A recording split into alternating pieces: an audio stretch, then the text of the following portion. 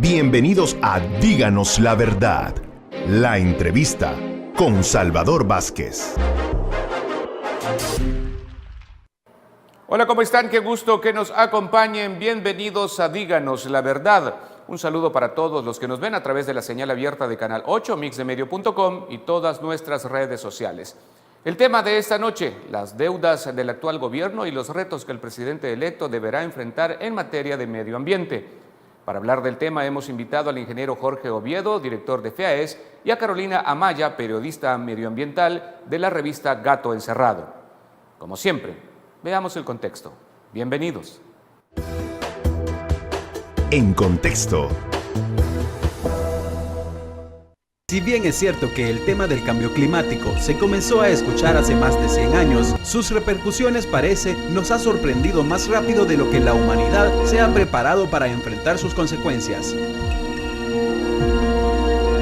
Y es que la preservación del medio ambiente ha enfrentado a gobiernos y grupos de gran poder económico que ante las regulaciones impuestas han visto amenazados sus procesos productivos y por tanto sus ingresos. Pero no hay duda que nos encontramos en un momento decisivo. La madre naturaleza está enviando señales climáticas cambiantes que amenazan la producción de alimentos. El aumento del nivel del mar, que nos expone a más frecuentes inundaciones con riesgo de perder la vida. El Salvador no escapa a los grandes problemas medioambientales. Alto grado de contaminación del agua, mal manejo de los desechos, contaminación del aire y la lista continúa. Planteando este contexto surge la pregunta: ¿está El Salvador preparado para cumplir con las exigencias internacionales para enfrentar el cambio climático? Acompáñenos y busquemos las respuestas. En contexto. Ingeniero Jorge Oviedo, Carolina Amaya, gracias por estar con nosotros. Bienvenidos. Gracias a usted por la invitación. Gracias por el espacio. A ver, me gusta siempre comenzar poniendo el contexto también de la naturaleza de las organizaciones que ustedes representan. FEAES, ¿a qué se dedica básicamente y cómo se relaciona con medio ambiente, ingeniero? Bueno, FEAES es el Fondo de Inversión Ambiental del Salvador. Somos el fondo que nació producto de un acuerdo, un canje de deuda por naturaleza, justamente con el gobierno de Estados Unidos hace 25 años. Y desde ahí hemos venido financiando proyectos medioambientales, procesos, en 8 territorios priorizados en el país. Hemos financiado más de 1094 proyectos, hemos firmado convenios con más de 300 organizaciones de la sociedad civil y sin duda pues somos la herramienta o el brazo financiero más importante que ha tenido la política nacional de medio ambiente en sus diferentes etapas. Carolina, usted es periodista ambientalista de Gato Encerrado. ¿Su ámbito de desarrollo cuál es? Yo soy periodista multimedia con especialización en medio ambiente y estoy en la revista Gato Encerrado, que es una revista relativamente joven, ya tiene 5 años, y su especialización son temas de derechos humanos, enfoque de género y medio ambiente, que son los grandes temas que nos afectan a todos y que quedan lastimosamente relegados. Perfecto. Ahora, díganos la verdad. ¿El Salvador está preparado para hacerle frente a todos estos cambios bruscos que está dando la madre naturaleza, ingeniero? Bueno, yo creo que El Salvador ha venido avanzando, ha venido poniendo ciertas bases para prepararnos y adaptarnos al tema del cambio climático. Pero es que en realidad el mundo no está preparado para el tema de cambio climático.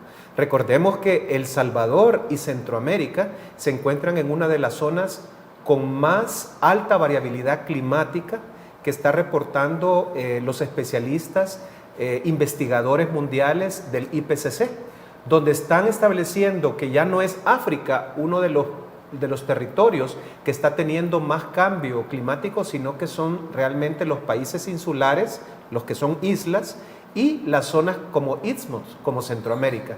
Porque recordemos que Centroamérica es en realidad una pequeña lengua de tierra entre 2 grandes océanos. Entonces, esto está marcando un tema de urgencia para Centroamérica. Vemos cómo en la zona pacífica de toda Centroamérica estamos teniendo sequía, estamos profundizando el corredor seco centroamericano. ¿Y eso qué significa? Cambio en los regímenes de lluvia, ausencia de lluvias.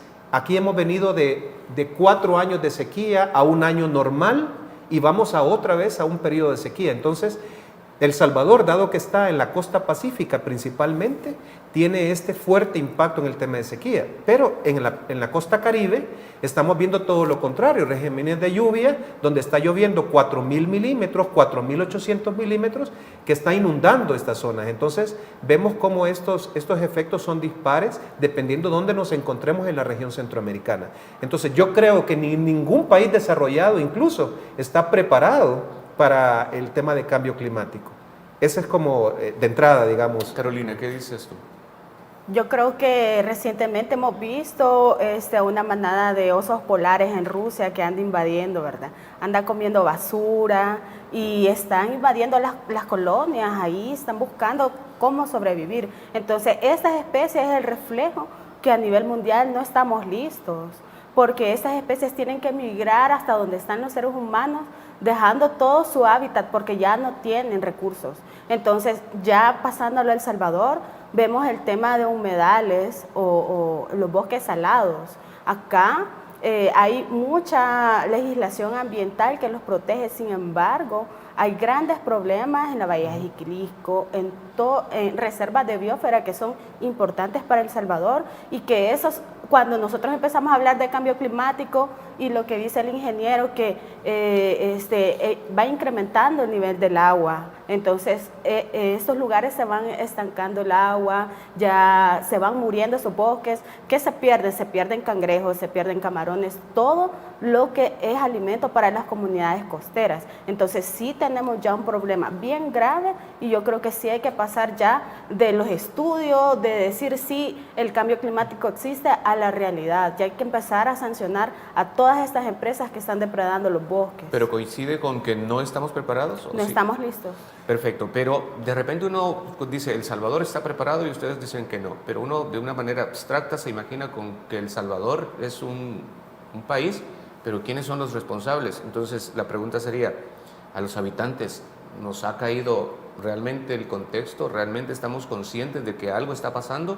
¿O es un problema que no lo queremos ver como personas individuales? Creo que se ha venido trabajando, creo que el Ministerio de Medio Ambiente, si uno de los temas que, digamos, ha trabajado mucho es crear, digamos, planes, políticas, impulsar planes y proyectos que vengan a prepararnos para el tema de la adaptación, principalmente al cambio climático. Voy a referirme a dos temas, el tema de la mitigación y el tema de la adaptación.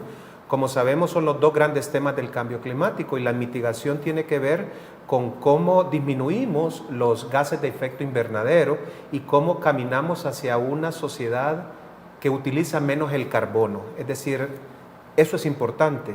Pero también tenemos que estar conscientes del tema de la adaptación. Es decir, que este tema ya es un tren que viene a toda velocidad y que nos está golpeando ya.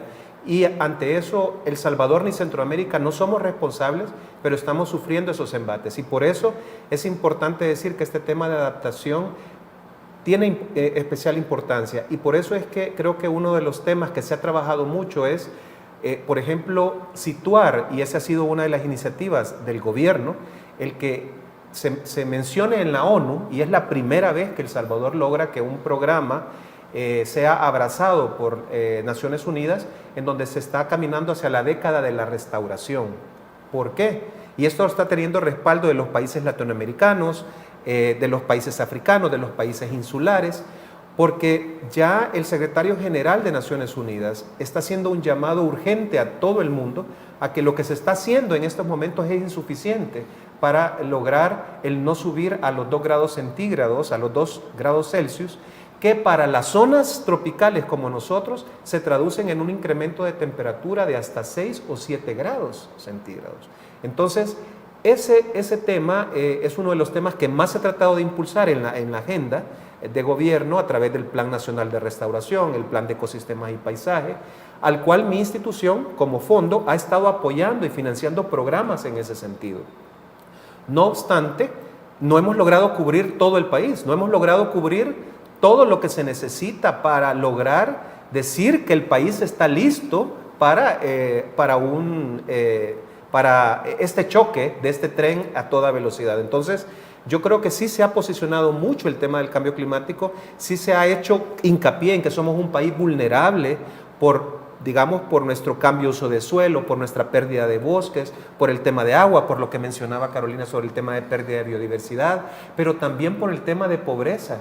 Y eso es importante porque no solo es la madre naturaleza, sino que es el esquema de desarrollo que venimos trabajando. Pero hay quienes todavía insisten que el cambio climático es algo natural, es algo que estaba programado, que la Tierra lo hace cada cierto tiempo y que nosotros no hemos sido los protagonistas. Esto no es tan cierto.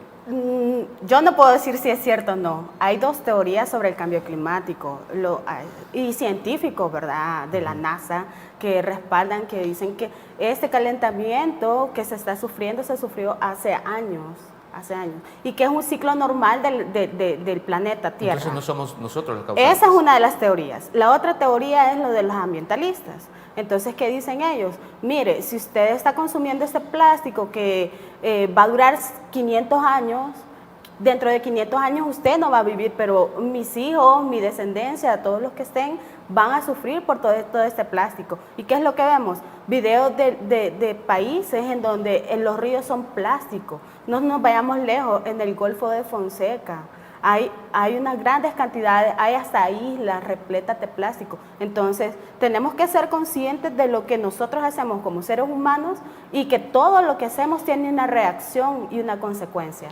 Déjenme marcar la primera pausa comercial y cuando regresemos a Díganos la Verdad, precisamente sabremos qué dice la gente sobre quiénes son los responsables en la protección del medio ambiente. Ya regresamos.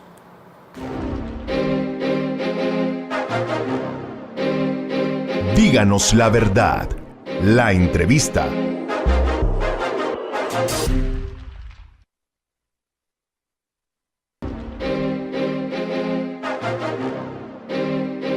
Díganos la verdad. La entrevista. Gracias por continuar en nuestra sintonía. Preguntamos a la gente, para usted, ¿quién tiene la mayor responsabilidad en proteger el medio ambiente? Y esto fue lo que nos dijeron. Lo que dice la gente. Porque el país no está hecho en cultura, entonces la mayoría de personas vienen y talan árboles al decir ya no, ¿verdad? Entonces nosotros somos el principal problema de que ese tipo de cosas pasen. Aparte de que no tenemos a una persona después de nosotros que quizás inculque ese tipo de cosas. Bueno, por lo menos quiero ver, primeramente el medio ambiente tiene que poner la alcaldía municipal también, porque son los que dirigen una parte, ¿no? Porque tiene el central, pero ya en los pueblos le toca a los demás alcaldes departamentales, y también el medio ambiente que tiene que protegerlo, eso somos nosotros mismos. Porque si nosotros no protegemos el medio ambiente, no estamos en nada, porque ¿de qué sirve que uno lo proteja si otros lo destruimos? Todos tenemos la obligación como seres humanos de cuidar el medio ambiente. ¿Qué debemos hacer para cuidar el medio ambiente? Primero, tener conciencia de que toda la basura tiene que ir en su lugar, tiene que estar limpio todo, porque si nosotros ensuciamos, estamos contaminando el medio ambiente y nuestros hijos son el futuro y eso viene a la larga a afectarlos a ellos. La verdad que está un ministerio encargado de medio ambiente, el cual pues hay unas leyes que se tienen que echar a cumplir, ¿verdad? Pero también depende bastante de la educación, ¿va? Que las personas reciban en la casa, en la escuela, ¿va? En la universidad, que forman parte de una educación, ¿va? Que tienes que poner en práctica en tu diario vivir, ¿va? Porque uno come las cosas para caer al suelo. Bueno, fíjense que aquí la mayoría de gente tiene la falta de cultura de andar botando la basura de todo lo que come en la calle, pero aparte de que debe salir de uno mismo, buscar un receptáculo donde guardar la basura o en la mochila, lo que sea, pero también no hay lugares donde poder botar la basura, que ahí puede recorrer a veces. Por ejemplo, a mí me ha pasado que tengo una basura y recorro varias cuadras buscando un lugar donde echarlo y no hay. Entonces suelo meterlo en la mochila para deshacerme de eso después, ¿verdad? Pero eso hace que la gente esté contaminando constantemente su propio hogar, pues nuestro hogar más bien. Lo que dice la gente. Ingeniero Oviedo, Carolina, la palabra es cultural. Todos decimos, no, es que es cultural, es cultural, es cultural. ¿Pero realmente lo es, Carolina? Sí y no. Aparte de decir a mí cómo me educaron, ¿verdad? Pienso que hay personas que su situación de pobreza los lleva a depredar. Aquí vemos casos de personas que tienen que talar un cedro de 50, 70 años, porque ese cedro se lo van a comprar en ¿cuántos? $500. Entonces, las condiciones de la gente aquí en el país están para que la prioridad sea el ser humano y no la naturaleza. Entonces, ¿qué es lo que tiene que haber? En Costa Rica hay unas personas a las que se les paga, el gobierno les paga para mantener vivos esos bosques. Entonces, ¿por qué no se hace ese tipo de iniciativas para que se cuide de todo lo que tenemos? Y no solo decir, las personas van a obtener dinero porque van a matar el árbol. Hay árboles que dan más, los árboles dan agua, dan oxígeno, dan comida, dan tantas cosas que nosotros no vemos en los puntos importantes de la naturaleza, y sí tiene que ver también la regulación y cómo se cumple todas las políticas ambientales. ¿Es cultural? Yo creo que si hablamos de cultura, cultura es todo lo que hacemos. La educación es una parte, pero la cultura tiene que ver con la agricultura, con la acuicultura, con la silvicultura, porque a veces pensamos que cultura es solamente nuestras expresiones folclóricas, y yo creo que la cultura es la forma en que vivimos y la forma en que generamos economía. Entonces, por eso es que es importante pensar en el tema que hablábamos antes sobre la adaptación al cambio climático. El Salvador necesita restaurar sus bosques, sus ríos, necesita, para estar preparado ante el tema de cambio climático, El Salvador ha tomado un compromiso a nivel internacional, y es que debemos restaurar, no hablo solo de reforestar, sino restaurar al menos 1 millón de hectáreas.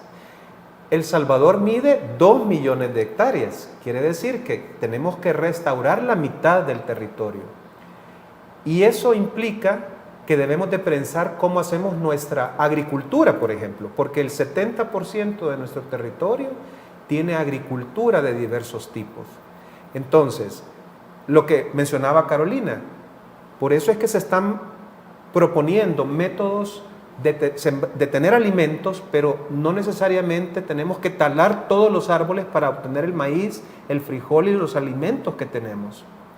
Eso es importante. Esto es lo que llamamos los sistemas agroforestales. Tiene ese nombre, pero vamos al sistema agroforestal más conocido, el café. El café, el cacao, son especies que necesitan sombra de árboles. Y podemos ver que aunque un cafetal no es exactamente un bosque, tiene varios de los servicios ecosistémicos similares. Protege agua, biodiversidad, etc.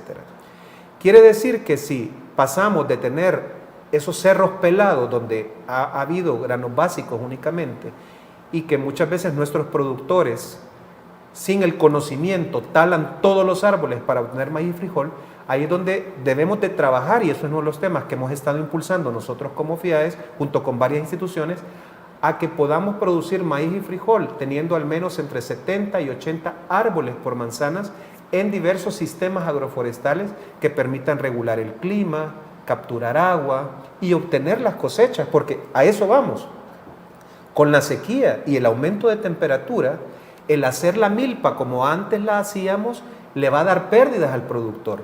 El productor tiene que también abrazar estas nuevas tecnologías, viendo cómo tiene más humedad en su terreno, cómo captura más agua, lluvia, cómo cuida la nutrición del suelo y su fertilidad para adaptarse al tema del cambio climático. Entonces aquí es que todos tenemos que repensar nuestra forma de hacer nuestra cultura, nuestra forma de ganarnos la vida. El arquitecto tiene que empezar en la verticalidad y en el tema de ciudades sostenibles, y eso tenemos que enfocarlo. Entonces, ese es un tema que está tocando la fibra de todo el núcleo económico y de desarrollo de nuestro país. Carolina, ¿querías agregar algo? Sí, es que en ese tema es bien importante que tanto el desconocimiento de la población está generando grandes impactos, porque Has dicho desconocimiento. Desconocimiento. Esa palabra me interesa que la retomemos luego, porque realmente justamente a eso queremos llegar.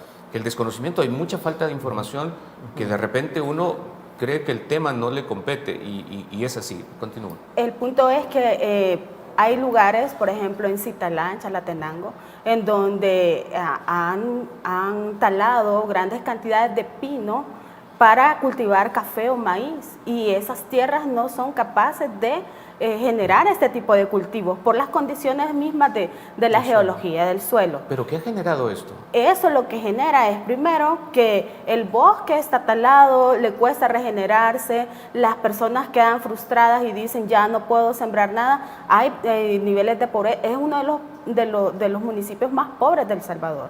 Entonces, aparte del desconocimiento, es también qué está haciendo el Ministerio de Agricultura, qué está haciendo el Ministerio de Medio Ambiente para llevar todo el conocimiento, todo lo que los ministros hablan, que han recolectado, la información que tienen para venir a solventar todos estos problemas. ¿A dónde está la aplicación de todos los estudios que han hecho? Entonces, este es un tema de nunca acabar si no nos ponemos así a decir la verdad, pues. Retomamos esa parte luego de la pausa comercial. Cuando regresemos a Díganos la Verdad, no nos cambien.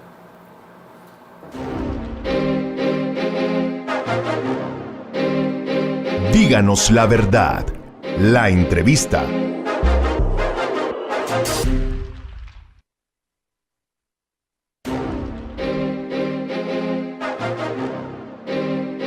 Díganos la verdad. La entrevista. Gracias por continuar en nuestra sintonía. Ingeniero Oviedo, Carolina, el Estado salvadoreño está ordenado por mandato constitucional a preservar el medio ambiente, la biodiversidad, etcétera, pero cuando uno comienza a hablar sobre temas medioambientales se da cuenta que el Estado, los gobiernos literalmente, han violentado la Constitución con sus leyes. En este caso, digamos, en los últimos 10 años, ¿qué se ha mejorado en el tema medioambiental? Bueno, yo creo que en el tema ambiental, creo que se ha posicionado mucho, por ejemplo, el tema de la vulnerabilidad que hablábamos socioambiental, y creo que sabemos que El Salvador estuvo en una de las posiciones número 1, llegamos a ser el más como vulnerable. el más vulnerable, porque casi el 90% de su territorio y el 92% de su gente estaban expuestos a algún nivel de amenaza natural.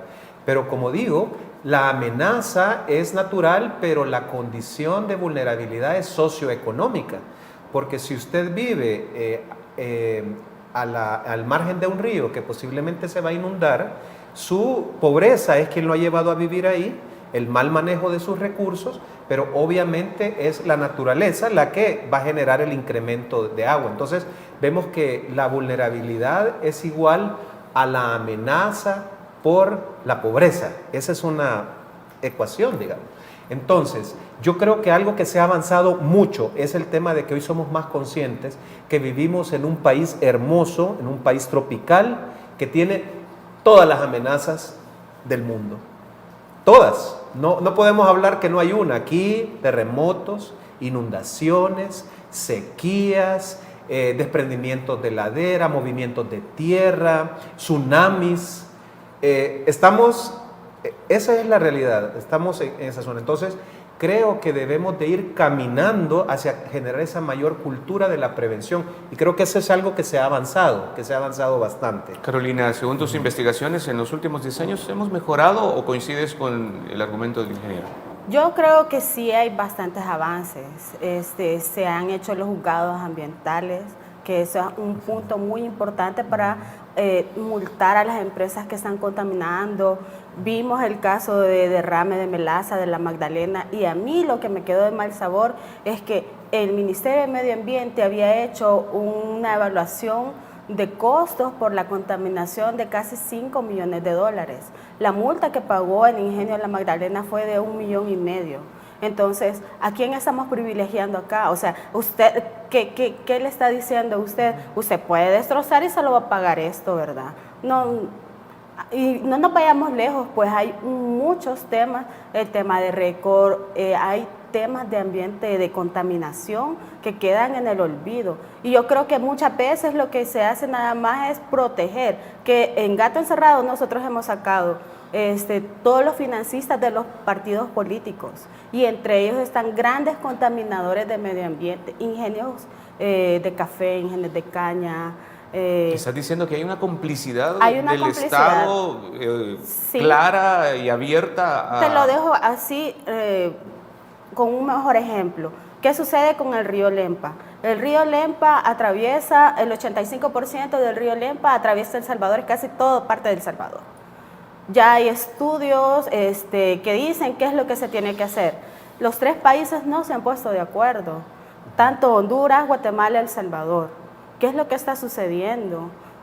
Ya dicen que se tiene que hacer una planta de tratamiento de aguas, que está estimada en un costo entre 300 y 500 millones de dólares. Pero ¿qué se hace? Cuando hay reuniones de los 3 países, solo llega Honduras, o llega Guatemala, o llega El Salvador. No hay voluntad política por resolver estos problemas. Y no te vayas a Río Lempa, vámonos a la Acelguate. La ministra dijo que iba a limpiar el Acelguate. Bueno, el ministro Rosa Chávez dijo que iba a limpiar el Acelguate. Fue una promesa de campaña presidencial. Esas fueron promesas de ellos, y ahora vemos el río. Ella salió tomando agua, ¿verdad? De ahí. Yo no me aventuraría a tomarla, en realidad. Pero son temas que mientras a las empresas se les deje dejar pasar sin mayores multas, la ministra dice, al ministerio le han quitado desde 2014 poner infracciones a las empresas contaminadoras, y eso creo que es un gran problema. Sí tenemos los tribunales ambientales, pero apenas tienen un año y medio de estar funcionando. Entonces todos estos problemas que venimos sufriendo siguen. Ingeniero, lo que plantea Carolina deja entrever que de alguna manera hay una complicidad, hay un asolapamiento de las infracciones, etcétera, etcétera. ¿Esto se hace con toda la mala intención? Yo creo que en realidad el país debe de avanzar hacia el cumplimiento de su normativa ambiental, que la tiene, pero yo creo que no debería ser necesario tener un policía, un ministro o un tribunal ambiental para el cumplimiento. Entonces, creo que aquí todos, y aquí gobiernos locales, empresas, conociendo su normativa y que lo rige, deberían de trabajar en el tema del cumplimiento y la normativa. Y solo en casos excepcionales entrar con el tema del garrote. Pero aquí en el país, y no solo el tema ambiental, hay un tema del no cumplimiento de la normativa. Y lo vemos en el tema de tránsito y lo vemos en otros temas. Y en el tema ambiental se nos está volviendo grave. Entonces, yo creo que también las empresas están avanzando hacia entender que su futuro depende de la sustentabilidad ambiental. Porque todas las empresas, principalmente las empresas agroindustriales, como la que estamos hablando hace un rato, pero todas las empresas dependen de los recursos naturales. Entonces, tienen que incorporarlo realmente en sus planes de desarrollo como una inversión para garantizar su diferenciación, para garantizar su proceso productivo. Entonces, ese es uno de los temas que falta, digamos, como fortalecer con más ahínco. Por ejemplo, hay el tema de caña, por ejemplo. Este es uno de los temas que lo vemos más grave en las zonas donde FIAES trabaja. Nosotros trabajamos mucho el tema de áreas naturales protegidas, conservación de recursos, sistemas agroforestales, conservación de manglares y biodiversidad. Pero vemos cómo en algunos lugares las áreas de caña van aumentando sin control. Entonces, este es un tema del ordenamiento que debemos de tener. Y no solo eso, sino también las 100,000 hectáreas de caña que se queman cada año y que ha habido esfuerzos de parte del ministerio para ir hacia una zafra verde, pero todavía es un área pequeña. Entonces, aquí es un esfuerzo que la misma industria tiene que empezar a regular, y nosotros como consumidores también tenemos que influenciar en eso. Y le voy a poner un caso. Por ejemplo, la agroindustria de la caña se autorreguló y ha sido un caso de bastante éxito con el tema de la erradicación del trabajo infantil. Esto se hizo hace una denuncia de hace 10 años, donde la Coca-Cola dijo no vamos a comprar más azúcar del Salvador porque contrata niños. Inmediatamente tocamos el mercado, la agroindustria se reorganizó y casi en 9 años ha disminuido, según estadísticas del mismo Ministerio de Trabajo y las propias, casi al 0% la contratación de niños en tema de zafra. ¿Cómo se logró eso? Se logró por varias vías, tema legal, tema de mercado, la misma organización del sector, porque el sector caña es un sector muy organizado que puede echar adelante. Entonces, yo creo que el tema ambiental, y ellos tienen su manual de buenas prácticas, debe de profundizarse a todo su parque cañero. Entonces, yo creo que eso es uno de los temas que debemos de profundizar y debemos de apoyar y exigir más como ciudadanos, ¿verdad? Carolina, ¿querías agregar algo? Sí, en el tema de Coca-Cola sí, aplausos porque realmente, ¿verdad? Ya no están comprando azúcar salvadoreña, pero se están acabando los mantos acuíferos del Salvador. Aquí en Nejapa, de todos es conocido que es uno de los mayores reservorios de agua. ¿Y qué pasa? Se va a Jumex y sale el presidente de la República diciendo, nosotros estamos propiciando la inversión, pero ¿qué inversión de qué? Están depredando todo el agua y están dejando sin agua a las comunidades. Carolina, te dejo en pausa, voy a los comerciales, seguimos hablando del tema del agua que es importante. Cuando regresemos a Díganos la Verdad, no nos cambie.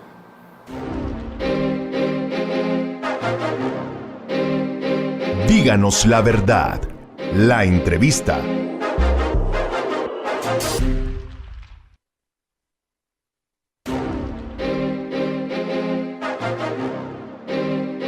Díganos la verdad. La entrevista. Gracias por continuar en nuestra sintonía. Carolina, nos habíamos quedado en pausa contigo en el tema del agua. ¿Y por qué a El Salvador y por qué a nuestros políticos les está costando tanto ponerse de acuerdo con el tema de la ley del agua? Es que volvemos al mismo punto, el tema de los intereses que está tocando regular el agua, porque lo que supone que la Asamblea Legislativa se ha entrampado es que quién va a ser quiénes son los que van a dirigir el ente rector de esta ley, ¿verdad? Entonces, pero es desgastante que 10 años después se siga discutiendo lo mismo. Sabemos que ahora con la Asamblea como está estructurada, con todos los partidos de derecha, con mayor voto, digamos, no van a querer que esta ley se mantenga, que esta ley se apruebe. Esa es la percepción que muchas personas tenemos. ¿Por qué? Porque hay muchos intereses de por medio. ¿De quiénes? Dinos empresarios, quiénes. Empresarios. ¿Qué les puedo decir? Es que no sé, Avícola de El Salvador es la única que se me viene, Coca-Cola, otras empresas grandes que hacen contaminaciones grandes de agua. Entonces, a ellos no les interesa que acá se regule el recurso hídrico, porque eso ¿qué implicaría? Más impuestos para ellos, multas, les van a empezar a reducir también las cantidades de uso del agua. O sea, aquí el agua es regalada prácticamente para ellos, por eso es que se vienen a este país. No se pueden ir a Noriega, a otro país desarrollado, porque allá sí se los van a cobrar. Entonces, ¿por qué están acá? Es por eso. Entonces, siempre hay intereses de por medio. Ingeniero, ¿cuál es la información que tiene su organización sobre por qué hay este impasse con el tema del agua? Sí, ¿Qué no nos están diciendo realmente? Definitivamente, el tema del agua es el tema para el tema ambiental. Y nosotros lo vemos en las zonas rurales en el tema de las cuencas, ¿verdad? Las cuencas hidrográficas son todas las zonas de los ríos, digamos, que drenan hacia el mar y que realmente capturan todo el agua que utilizamos. Entonces, ¿qué es uno de los temas principales? Es que en la cuenca, muchas veces la cuenca alta, que debería tener bosque, o la cuenca media, que debería tener agricultura más sostenible, está deforestada. Entonces vemos que hay una reducción del caudal y cuando lo se quiere utilizar para consumo, para actividades agrícolas, hay pugna. Y ya el organismo que regula esto, la dirección del Ministerio de Agricultura de Cuencas, está en el tema de la gestión de conflictos. Entonces, como decía Carolina, hay muchos intereses relacionados con el tema del agua y realmente pagamos poco. Es decir, en el tema del agua, el recibo que le llega a cada una de nuestras casas apenas tiene los costos de transportar esa agua, pero no tiene incorporado el costo de la captura del agua. Nosotros no estamos invirtiendo en mantener nuestros bosques, en mantener una agricultura sostenible, en mantener el 75% de nuestro río Nilo, que es el río Lempa, como mencionaba Carolina. Debemos de tenerlo totalmente reforestado a ambas márgenes del río, y eso por ley se llama el bosque de galería o el bosque ripario. Entonces, realmente nosotros debemos de entender que no estamos invirtiendo como ciudadanos en la conservación, en la captura y en el aprovechamiento del agua. ¿Y qué han hecho otros países para mantener ese sistema forestales? ¿Está diciendo que el agua debería ser más cara en El Salvador? El agua debería tener internalizado un costo, porque ahorita lo que te está llegando es solo el costo de mantenimiento, ineficiente o lo que sea, pero es solo el costo de su traslado. Pero el costo de la producción del agua, de la inversión en los mantos acuíferos, de los bosques que capturan esa agua, no la estamos invirtiendo. Y por eso es que otros países han logrado revertir su degradación, porque hay incentivos forestales para que el productor, en lugar de talar, mantenga ese bosque y pueda dar ese servicio ambiental. El café, por ejemplo, es uno de los que da servicios ambientales, y mucho se ha trabajado con el tema de café para que se le incentive por sus servicios ambientales, pero no se ha logrado fortalecerlo con mayor medida. Carolina. Es bien triste porque, vaya, tú vas al baño, usas la regadera, dejas abierta la regadera y el agua, ¿qué te salen? $2, $3, $5 como máximo. ¿Sabes que hay en Sudáfrica ya tiraron la alerta mundial porque solo les están dando 25 litros de agua para cada persona? Ya ahí están esperando el 20 de abril, que va a ser el día cero, para que ya nadie bote el agua. Entonces yo creo que no tenemos que llegar a un punto tan extremo. Ya está comprobado que el calentamiento global hace también que los recursos hídricos disminuyan su cauce. Entonces, ¿qué estamos haciendo? Lastimosamente hemos tenido una ministra que ha quedado en deuda en ese tema.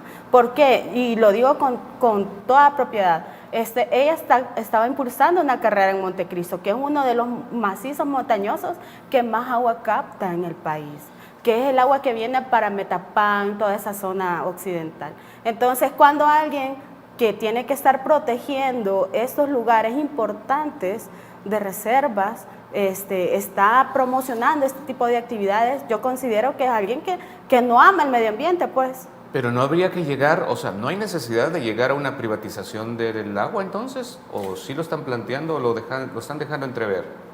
No, al contrario.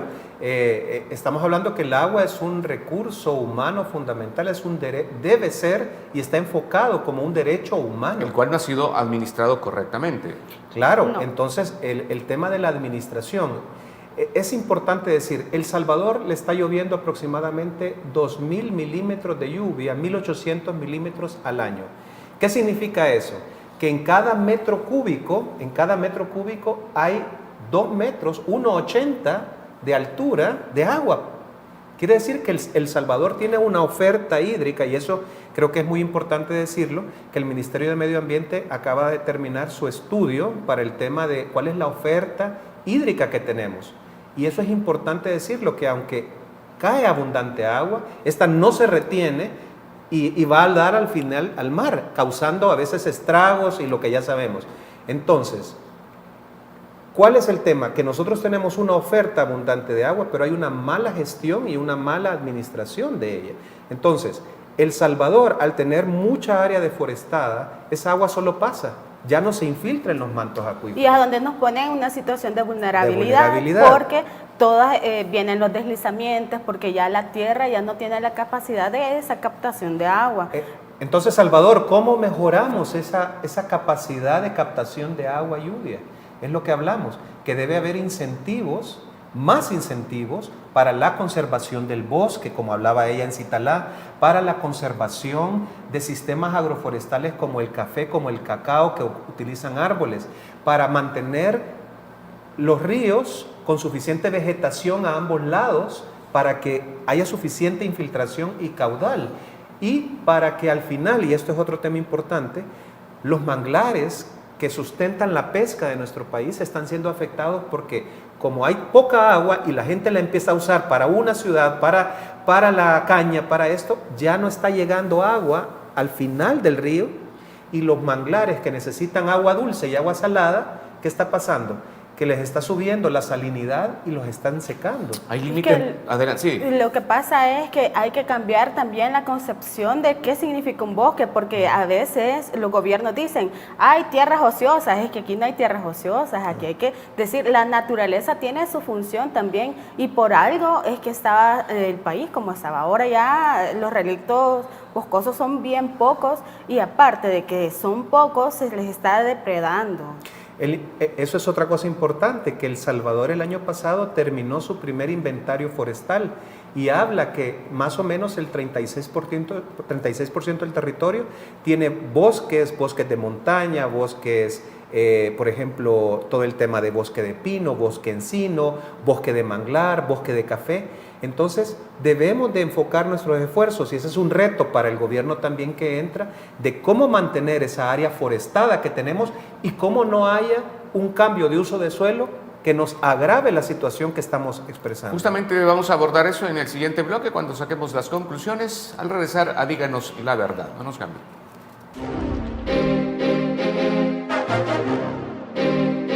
Díganos la verdad. La entrevista.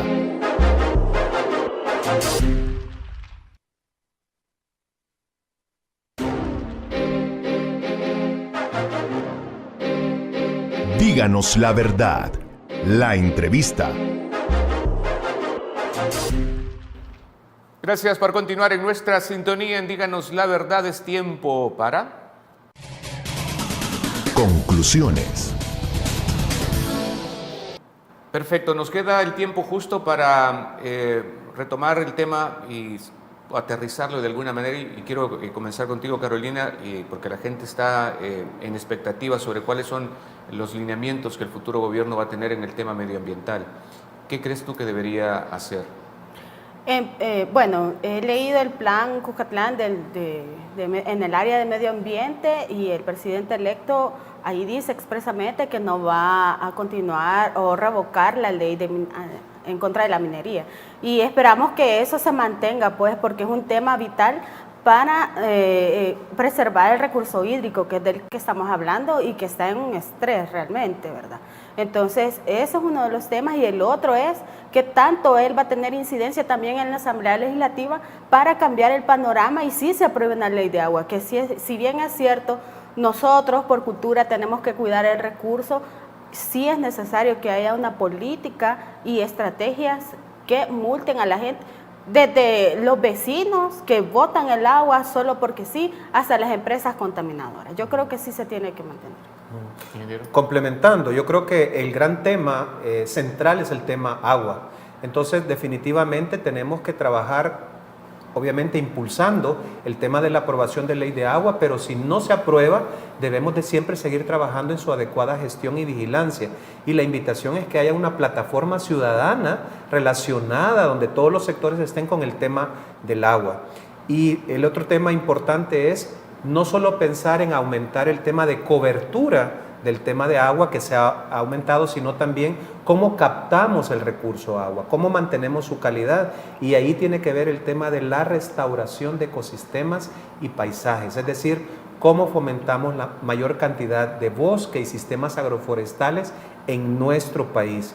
Y un tema que no tocamos en la entrevista, pero que no debemos dejar de lado, es la calidad del aire, y ahí está la invitación también a que debemos de trabajar en una política que nos asegure la calidad de aire, sobre todo en las grandes ciudades, porque ya ha llegado a niveles peligrosos. Entonces, para mí es importante que ese tema se siga trabajando, porque está relacionado con el tema de salud y el tema de transporte. Es que cuando se habla de todos los parámetros o buscamos índices de contaminación, etcétera, estamos en prácticamente que no tenemos ya opción. Entonces, Carolina, ¿realmente estamos todavía a tiempo de hacer algo para revertir todo el daño que hemos hecho nosotros? Estamos a tiempo todavía, Pero, por ejemplo, en este mismo plan del presidente electo también se habla de un programa para reutilizar el plástico. Y sí es cierto, ¿verdad? Hay que reutilizar el plástico, pero el plástico ya está comprobado que no se puede.